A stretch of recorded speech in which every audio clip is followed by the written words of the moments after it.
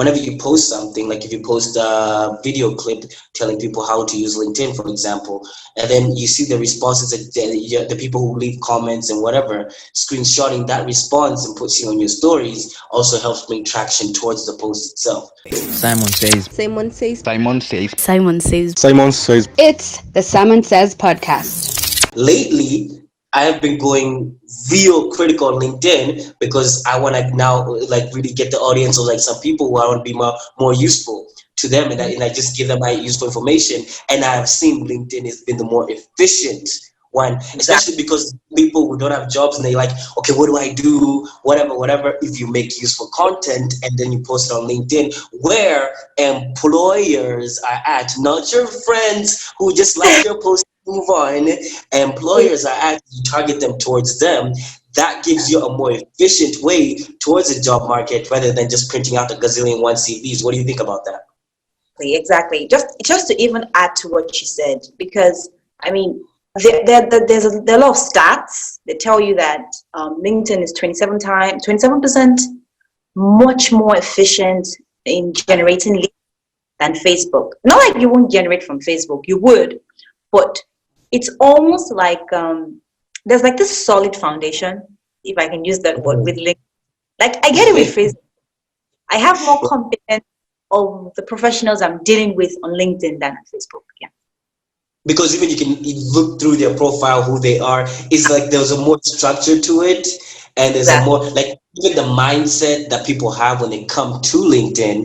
It's like a business oriented mindset.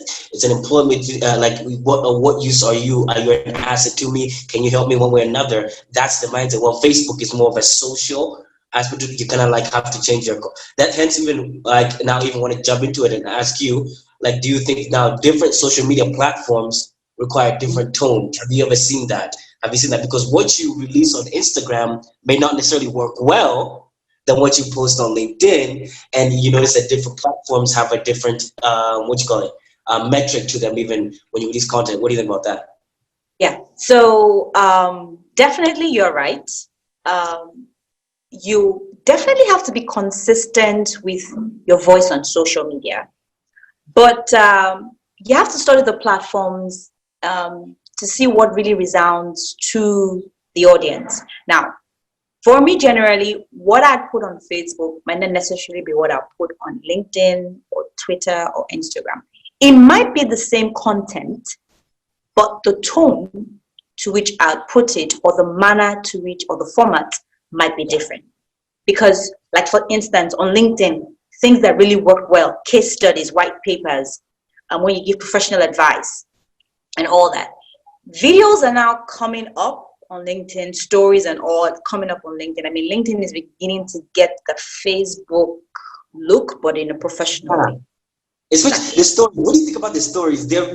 I've tried using them. I've seen they can be efficient, but I don't know if everything needs stories. You know what I mean? I think I don't know. Like to me, I believe it's a good idea. Like, I mean, the fact is that your social platform, you wouldn't want to be left behind, so to speak. So it could work. It could work. I mean, companies could find a way to use it, maybe more like giving real-time updates with things going on, maybe product launches or behind the scenes and stuff like that. Probably that could work. I mean, even if you have to give some short 5-minute expert advice. The thing is that whatever change they're coming up with, professionals will definitely find a good use for it. They'll find a good use for it.